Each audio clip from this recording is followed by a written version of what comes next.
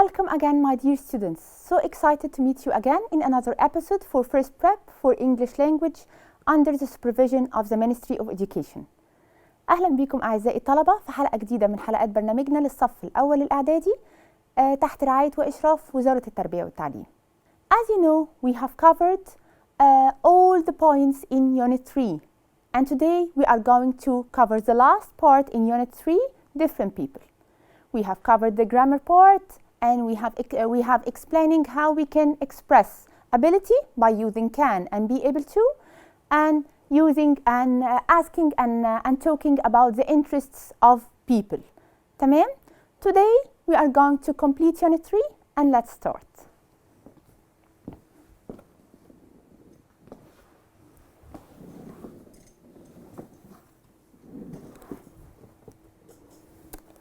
Now we are going to talk about how we can write some notes about my favorite book.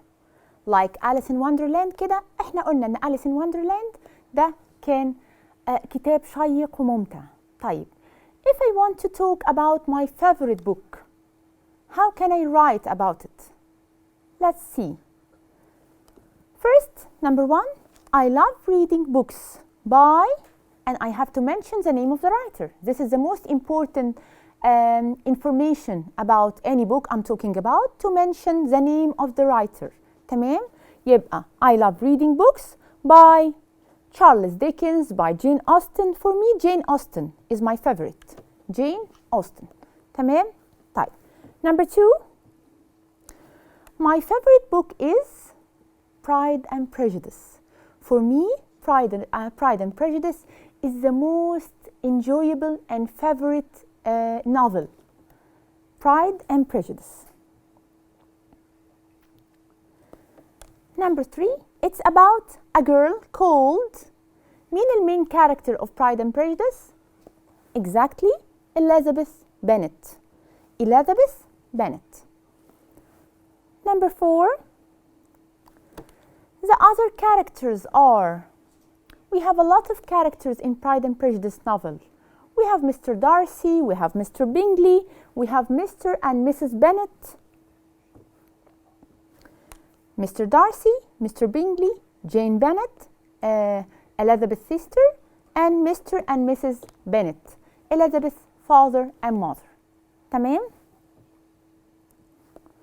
Number 5, in the book, the girl likes A. ايه اكتر الاهتمامات اللي كانت عند إليزابيث في Pride and Prejudice؟ She likes reading book. كانت بتحب قراية الكتب. The last one, I like Elizabeth because she was reasonable and so proud of herself. Elizabeth بالرغم من انها كانت بنت العائلة مش غنية او عائلة بسيطة، بس هي كانت so proud of herself، كانت معتزة جدا بنفسها، وكانت شخصية reasonable. تمام؟ بتعرف تفكر. طيب. Now we are going to read about Fadi's blog. And you know that in the previous sessions we were talking about the meaning of the word blog. قلنا يعني ايه blog؟ Online diary أو electronic diary. يعني مذكرات بس online. It's a page or a website in which I can talk about my dreams, my interests, my lifestyle, my family, whatever I want. هي blog أو page أنا بقدر أكتب فيها كل حاجة أنا عاوزة أكتبها. تمام؟ أتكلم على هواياتي، على اهتماماتي، على شخصيتي، على موقف حصل لي. blog. online diary. طيب let's read بقى about Fadi's blog. يا ترى فادي هيكون كاتب لنا إيه؟ Look at the picture. I can see a child who is sitting on a wheelchair. What's the meaning of the wheelchair? الwheelchair ده يا ولاد a chair with wheels can be used as a means of transport. بيستخدم كوسيلة نقل أو تحرك for the people who can't walk. للأشخاص اللي مش بيقدروا يتحركوا أو مش بيقدروا يمشوا. As a reason of injury, as a reason of illness and whatever. يعني الwheelchair ده هو كرسي بيستخدمه الأشخاص اللي للأسف مش بيقدروا يمشوا كنوع من أنواع وسيلة الحركة أو وسيلة الانتقال عشان تسهل حركتهم. الويل تشير. تمام؟ طيب let's read بقى the blog أو the blog post. My best friend is called باسل. هنا فادي بيتكلم and he's talking about his best friend اللي هو باسل. My best friend is called باسل. He has got straight hair and brown eyes. He is kind and he's very funny. He likes reading and playing video games and those are my favorite hobbies too. هنا فادي بيدينا general idea كده أو general information about his best friend باسل، وبيقول إن هو عنده straight hair شعر أملس وعنده brown eyes وعينيه بني. He is kind and he's very funny. هو شخص حنون وfunny يعني شخص لطيف ومضحك. تمام؟ He likes reading and playing video games. بيحب القراية جدا وبيحب لعب الفيديو games. Those are my favorite hobbies too. ودول كمان نفس الهوايات اللي بيفضلها فادي. باسل has got a wheelchair because he cannot walk. زي ما شرحنا باسل has a wheelchair عنده wheelchair أو كرسي متحرك لأنه مش بيقدر يتحرك أو مش بيقدر يمشي.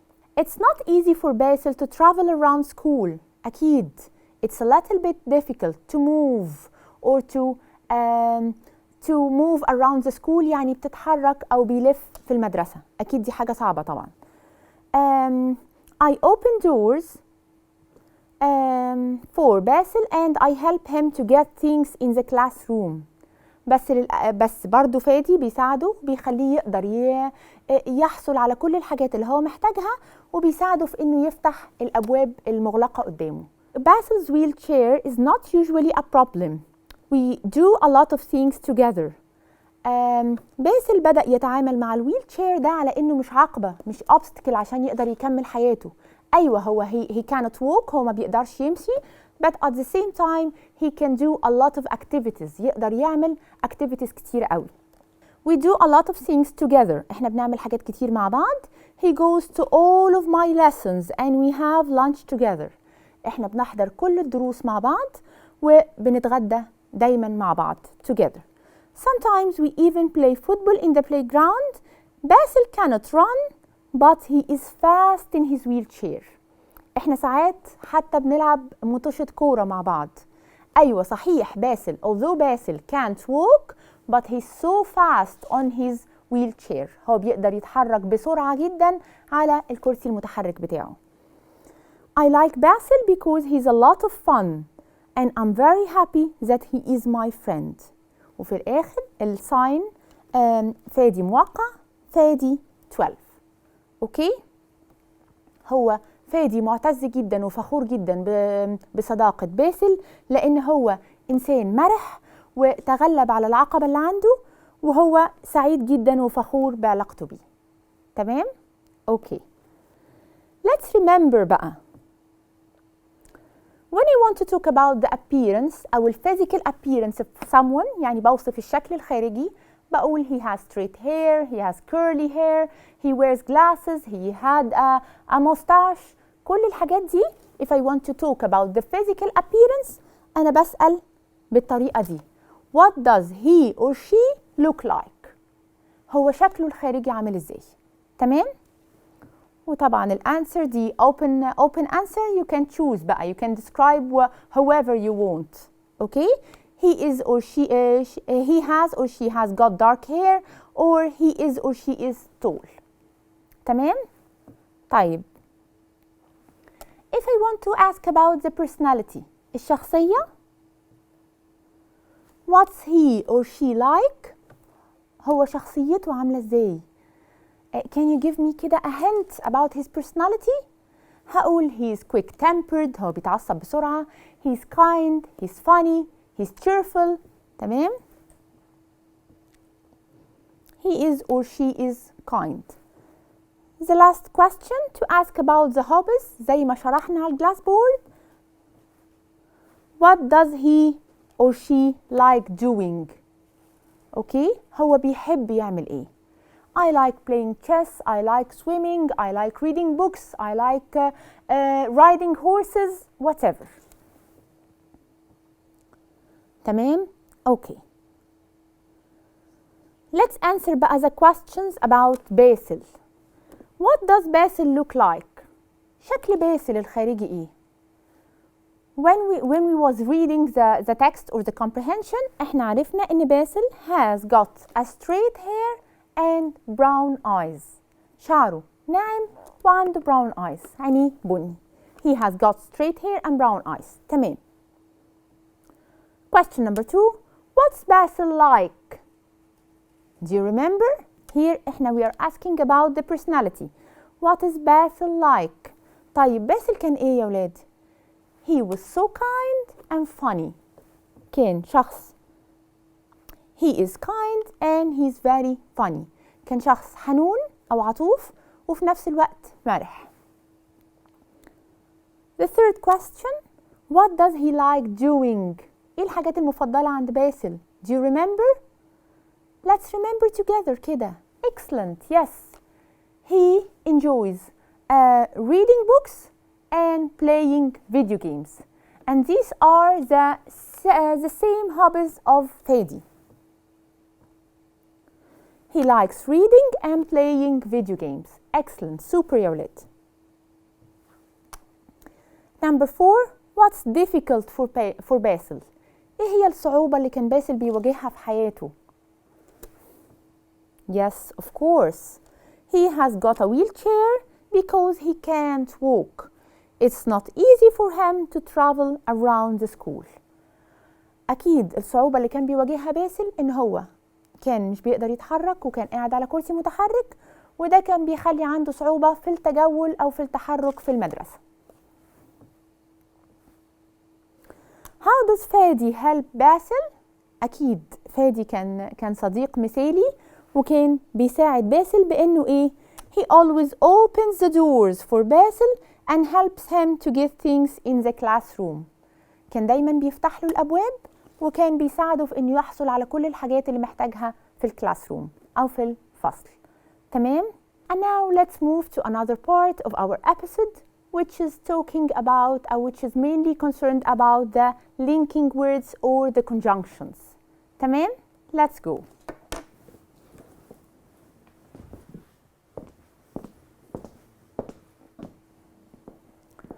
And now let's explain or let's talk about the conjunctions or the linking words. What the meaning of the conjunctions?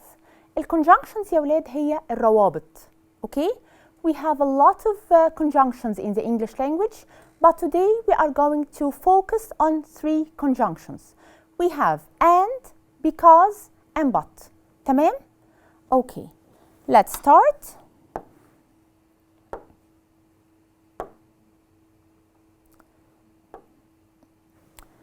We use joining words to connect ideas.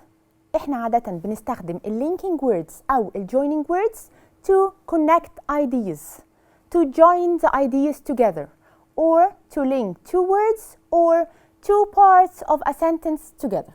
يعني, for example, when I say he goes to all of my lessons and we have lunch. Okay? Here I'm using and to add or to give more information about what happened. He goes to all of my lessons and we have lunch. احنا رحنا مع بعض كل الليسنز وفي نفس الوقت بنتناول الغداء مع بعض. تمام؟ طيب. باسل cannot run but he is fast in his wheelchair. باسل للأسف ما بيقدرش يجري but ولكن he is fast in his wheelchair. هو سريع جدا على الويلتشير. I like Basil because he is a lot of fun. أنا بحب باسل علشان هو شخص مرح أو شخص لطيف. طيب. And now we are going to talk about the rule or the function of the word and as a linking word or a joining word. And.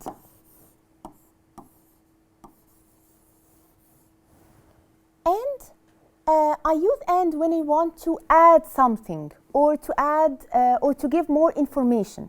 يعني when I say مثلا for example I love playing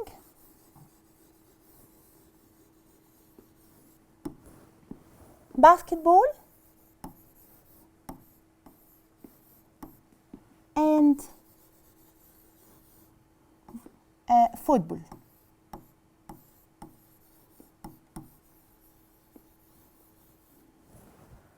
هنا I love playing basketball and football. أنا بضيف إن أنا بحب ألعب باسكت وفي نفس الوقت بحب ألعب فوتبول. تمام؟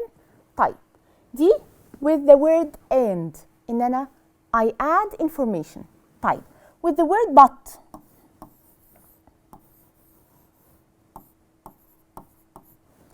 I use the word but to give the contrast meaning or to give the opposition.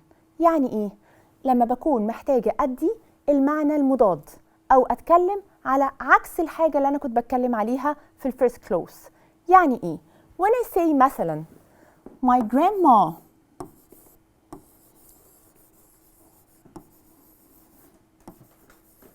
grandma is old.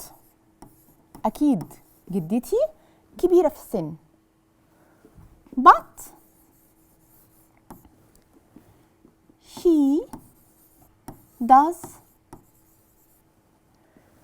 she does exercise daily.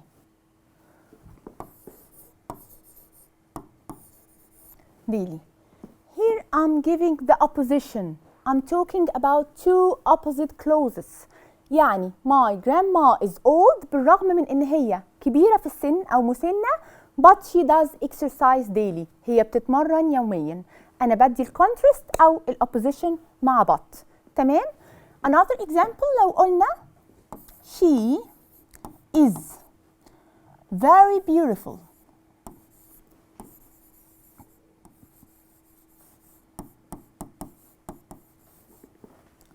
but she is arrogant.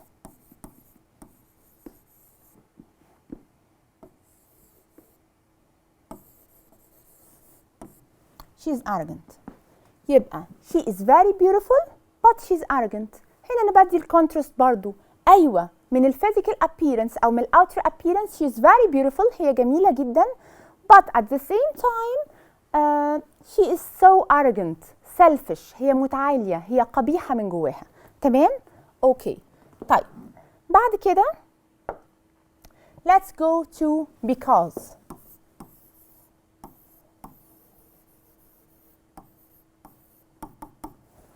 I use because when I want to talk about the reason or the cause of something. لما بكون عايزة أتكلم عن السبب في شيء آخر. تمام؟ يعني when I say مثلا أحمد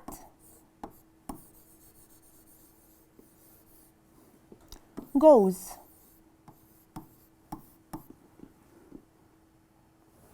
to his work because he has a meeting.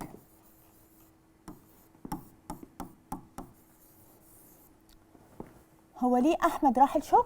عشان هو عنده meeting. تمام؟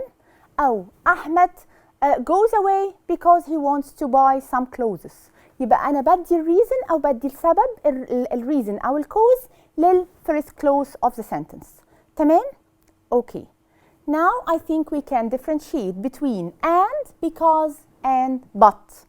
قلنا but بتدينا الcontrast أو الopposition because when I want to talk about the reason and to add something. تمام؟ Got this point? Okay. Let's check our understanding بقى by answering some questions. Number 1. My brother is always busy. He spends a lot of time with us. هنا I'm adding an information or I want to talk about the opposite thing or I'm giving the reason. Of course I'm giving the contrast. أنا بتكلم على التضاد. بالرغم من إنه مشغول جدا although my brother is always busy but he spends a lot of time with us. في نفس الوقت بيقدر يعمل بالانس وبيقضي وقت معانا. اوكي؟ يبقى but. تمام. Number 2. I like playing basketball, volleyball. Here I'm adding. يبقى I like playing basketball and volleyball. Excellent. Number 3. Ahmed doesn't go to school. Ahmed is absent today. أحمد للأسف غايب ما جاش المدرسة. He is sick. The clause of he is sick is the A. Is the cause or the reason for the first clause. تمام؟ يبقى I'll use because. يبقى Ahmed doesn't go to school because he is sick. Number 4. Khalid is so poor. He refused to take the money. Although Khalid is so poor, he needs money so much. هو محتاج الفلوس but he refused to take the money. هو رفض إن هو يقبل الفلوس مننا. يبقى but. Number 5. Ali has got a wheelchair. He couldn't walk. أو he can't walk. يبقى Ali has got a wheelchair because he couldn't walk. Because. تمام. Okay. Now I hope that you got the idea of using the linking words and the joining words اللي هي conjunctions. And now let's remember كده and check our understanding about using has got and have got and verb to be. دلوقتي let's answer an exercise to differentiate between verb to be and have and has got. Hamid is or has got short curly hair. I'm describing Hamid himself, or talking about something belongs to Hamid. Or I'm talking about the possession. Of course, I'm talking about the possession. Short curly hair. يبقى has got. بعد كده number 2. He isn't ولا hasn't got glasses. I'm talking about an object belongs to Hamid. يبقى has got. بالظبط. Hasn't got glasses. He hasn't ولا isn't tall. Here I'm describing Hamid himself. يبقى isn't tall. هو مش طويل كفاية. He is ولا has got very friendly. I'm describing his personality. يبقى I'll use verb to be. يبقى he is very friendly. He is very friendly. I hope that you got all the points that we have covered in this session, and now you can talk and write about your favorite book and can use the conjunctions and the linking words correctly, but and because, and also you can express yourselves and using has got and have got and verb to be. I hope that you enjoyed our session today and see you next time, inshallah.